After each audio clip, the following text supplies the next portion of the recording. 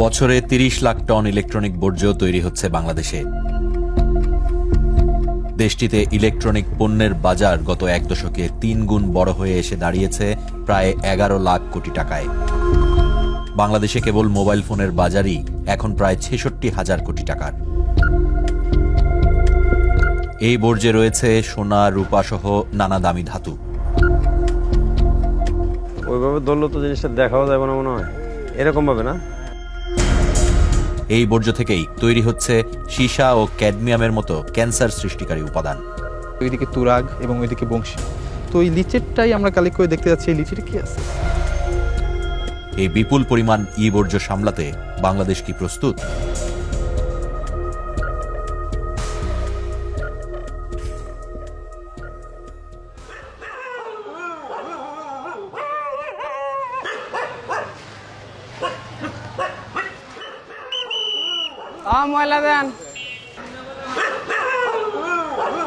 প্রতিদিনই গৃহস্থালী আবর্জনা সংগ্রহ করতে আসেন বর্জ্য সংগ্রহকারীরা, কিন্তু গৃহস্থালীর আবর্জনাতে যে কেবল রান্নাবান্নার উচ্ছিষ্ট থাকে তা না। প্লাস্টিক থেকে শুরু করে বর্জ্য ঘরের সকল আবর্জনায় জমা হয় একটি ঝুড়িতেই। বাংলাদেশ শ্রম ফাউন্ডেশনের তথ্য অনুযায়ী ঢাকা জুড়ে কাজ করছেন শামীমের মতো প্রায় ১ লাখ বর্জ্য সংগ্রহকারী। সিঙ্গাপুরের একটি বিশ্ববিদ্যালয়ের গবেষণা অনুসারে ২০১৮ সালে ঢাকায় প্রতিদিন আবর্জনা উৎপন্ন হয় ৬,৫০০ টন। ২০৩২ সালের মধ্যে তা পৌঁছাবে ৮,৫০০ টনে। প্রতিদিন সংগ্রহের বাইরেই থেকে যায় প্রায় ১,৫০০ টন আবর্জনা। ভিন্ন ভিন্ন ধরনের বর্জ্য আলাদা করে সংগ্রহের ব্যবস্থা এখনও গড়ে ওঠেনি বাংলাদেশে। ফলে সব ধরনের বর্জ্যই সংগ্রহকারীদের মাধ্যমে এসে জড়ো হয় এলাকার নির্দিষ্ট ডাম্পিং স্টেশনে।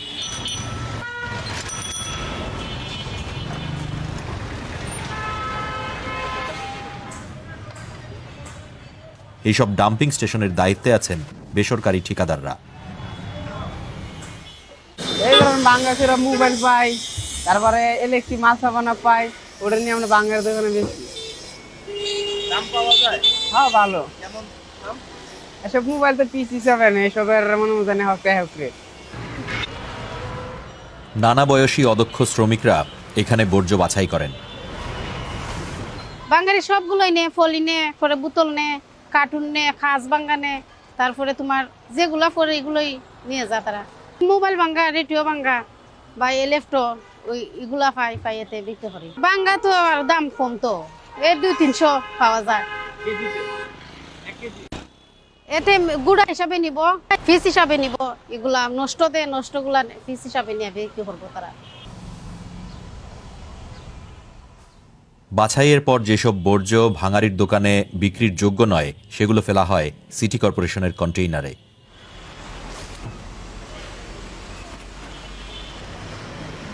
যেসব ইলেকট্রনিক পণ্য পুরাতন এবং দামে কম সেগুলো একেবারে ভেঙে না গেলে আবর্জনায় ফেলা হয় না। বাসন কোষণের বিনিময়ে কিছু ফেরিওয়ালা খুব কম দামে কিনে নেন নষ্ট বা ভাঙাচোরা মোবাইল ফোন। সেটা সামান্য মেরামত হয়ে আবার পৌঁছে যায় দরিদ্র মানুষের হাতে। বাড়ি ঘর থেকে হাড়ি পাতিল দিয়া এরা ফেরিওয়ালারা নিয়ে আসে, আনার পর কিছু মোবাইল আনা মনে করো বিভিন্ন ধরনের পাবলিক যেগুলো থাকে এগুলোর কাছে বিক্রি করা হয়।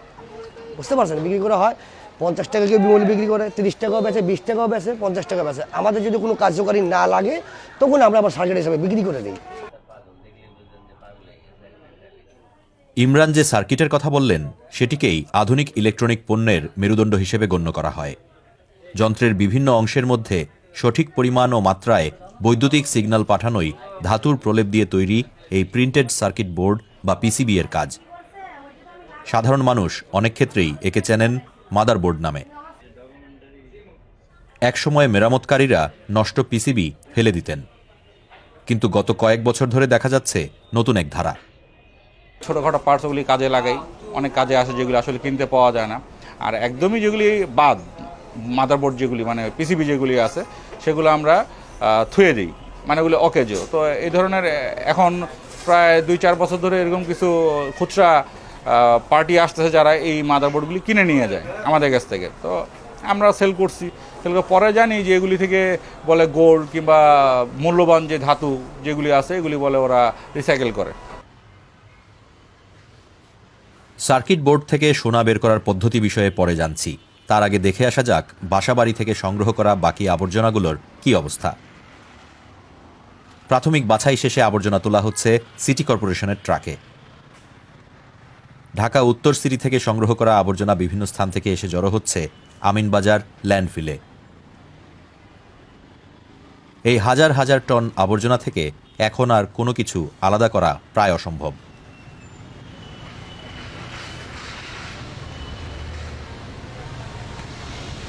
ই বর্জ্য ব্যবস্থাপনায় কার্যকর উদ্যোগ নিতে 2021 সালে ই বর্জ্য ব্যবস্থাপনা বিধিমালা তৈরি করে সরকার।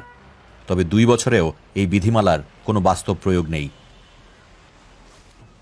কিছুদিন আগেই সিটি কর্পোরেশনের ই বর্জ্য ব্যবস্থাপনা নিয়ে প্রশ্ন তুলেছেন সদ্য সাবেক টেলিযোগাযোগ মন্ত্রী। অক্টোবরে ই বর্জ্য দিবসে মুস্তাফা জব্বার অভিযোগ তোলেন, সিটি কর্পোরেশনগুলো জানেই না ই বর্জ্য কাকে বলে। তবে সম্প্রতি আমিনবাজার ল্যান্ডফিলে চীনা কোম্পানির ব্যবস্থাপনায় 42 মেগাওয়াটের বর্জ্য থেকে বিদ্যুৎ উৎপাদন কেন্দ্রের কাজ শুরুর ঘোষণা দিয়েছেন ঢাকা উত্তর সিটির মেয়র আতিকুল ইসলাম। জানিয়েছেন ই বর্জ্য ব্যবস্থাপনায় পরিকল্পনার কথা, তবে তা ঠিক কিভাবে করা হবে সেই বিষয়ে বিস্তারিত জানা যায়নি। নগরবাসী ই ওয়েস্ট কই ফেলবে? আমাদের মোবাইল, টেলিভিশন, ফ্রিজ এগুলো ফেলার কোনো জায়গা নাই। এগুলোকে আমরা ই ওয়েস্ট, ইলেকট্রনিক ওয়েস্টের মাধ্যমে আমরা কাজ করব। বিভিন্ন ধরনের ব্যাটারি বিভিন্ন জায়গায় কিন্তু পড়ে আছে, এবং অ্যাসিড যে ব্যাটারি এটা অত্যন্ত বিষাক্ত। এগুলোর জন্য কোনো আমাদের একটি পার্ক ছিল না। সেই ধরনের একটি আমরা প্রজেক্ট অলরেডি আমাদের পাস হয়েছে। ল্যান্ডফিলে রয়েছে ওয়েস্ট ওয়াটার ট্রিটমেন্ট প্ল্যান্ট। এখানেই বর্জ্য থেকে নিষ্কাশিত দূষিত জলকে বিশুদ্ধ করা হয়। কিন্তু চারপাশে খোলা এই ল্যান্ডফিলটির 3 পাশেই রয়েছে নদী। বর্জ্যের বিষাক্ত জল কি কর্তৃপক্ষের নজর এড়িয়ে নদীতে মিশছে? বুয়েটের রসায়ন প্রকৌশল বিভাগের প্রভাষক হৃদয় রায় গবেষণা করছেন বাংলাদেশের ই বর্জ্যের ভয়াবহতা নিয়ে। তাকে নিয়েই এবার নদীপথে যাত্রা ল্যান্ডফিলের পেছনে। কাছে পৌঁছাতেই দেখা গেল বিভিন্ন স্থান থেকে উঠছে বিষাক্ত গ্যাস।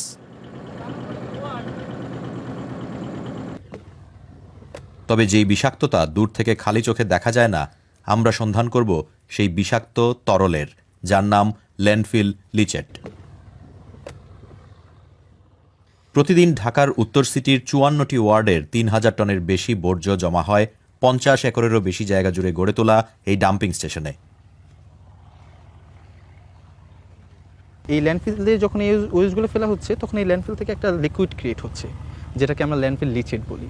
এবং আমরা দেখতে পাচ্ছি যে আমাদের এই ল্যান্ডফিলের লিচেটটা somehow directly related to or link to this river, যে রিভারটা হচ্ছে ওইদিকে তুরাগ এবং ওইদিকে বংশী। যদি প্রাথমিকভাবে ল্যান্ডফিল ওয়েস্টে ইলেকট্রিক্যাল ওয়েস্টের কন্টামিনেশন হয়, তাহলে অবশ্যই লিচেটে ক্যাডমিয়াম, ক্রোমিয়াম, লেড, মার্কারি এইসব থাকবে। এবং এগুলো যেহেতু সবই হ্যাভি মেটালস, এবং এর মধ্যে ক্রোমিয়াম এবং লেড খুবই কার্সিনোজেনিক মানে ক্যান্সার উদ্রেককারী।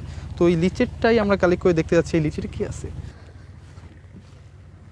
এই পরীক্ষার জন্য বেশ কিছুদিন সময় প্রয়োজন।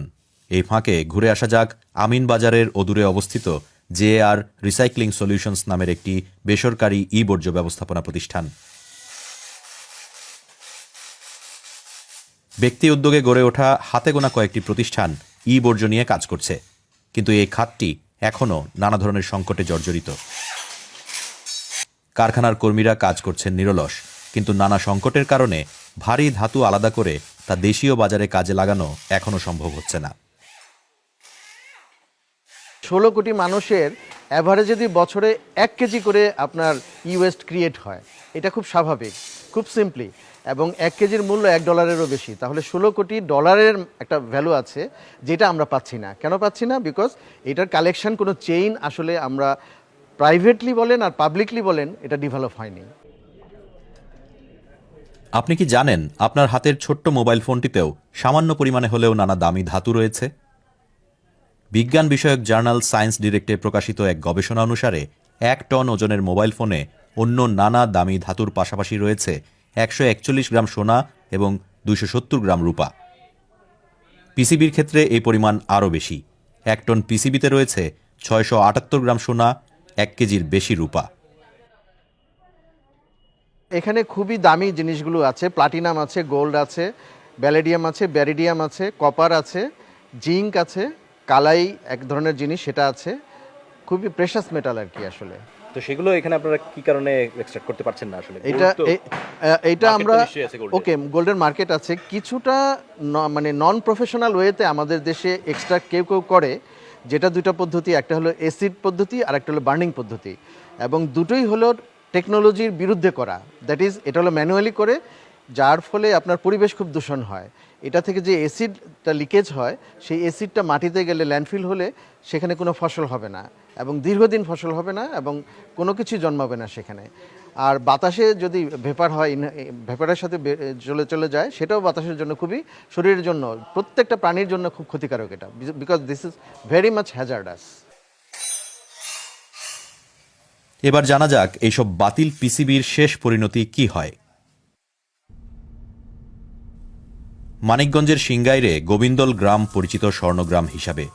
এই গ্রামের প্রায় প্রতিটি পরিবারই স্বর্ণকারের দোকানের ছাই থেকে সোনা বের করেন।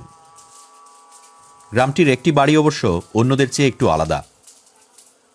এখানে স্বর্ণ বের করা হয় ইলেকট্রনিক পণ্যের সার্কিট বোর্ড থেকে। এই কাজে ব্যবহার করা হয় অ্যাসিড ছাড়াও অন্য নানা রকমের রাসায়নিক। ওই সার্কিট গিলে আইনে ওই যে মেডিসিন ই করতে হয়, ওইটা তুলতে হয়, ওই কালারটা তোলার পরে তারপরে আবার আরোটা পর্যায়ে আছে হলো ওইটার এই যে এরকমভাবে রিপেয়ারিং করতে হয়। এটা ক্ষতি হলো সার্বিক অনেক সমস্যা হয়, যেমন এই যে আমরা যে কেমিক্যালটাতে কাজটা করি, এই কেমিক্যালটা দেখা গেল কেমিক্যালের গ্যাসটা আমাদের যদি কিনা শরীরে বৈশা যায় তাহলে সমস্যা হয়। ক্ষতি হবে না এরকমও সিস্টেম করলে করা যায় আর কি, কিন্তু আমরা ওই প্রস্তুতি নেই না কেন, হয়তো ওটা ঝামেলাটা বেশি হয় বা অন্য আরও ডিমান্ড ওখানে খাটে বা খরচটা বেশি হয়ে যায়, এই জন্য আমরা ওইরকমভাবে যাই না। সার্কিট থেকে সোনা বের করতে এবারও সফল হয়েছেন শহীদ মিয়া,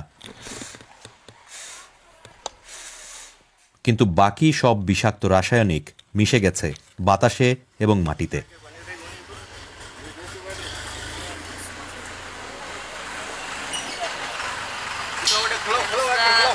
ওইভাবে ধরলে তো জিনিসটা দেখাও যাবে না মনে হয়, এরকমভাবে না। আমরা আমিনবাজারে যে বর্জ্য থেকে নিঃসরণ হওয়া তরল সংগ্রহ করেছিলাম, বুয়েটে সেটির পরীক্ষা শেষ হয়েছে।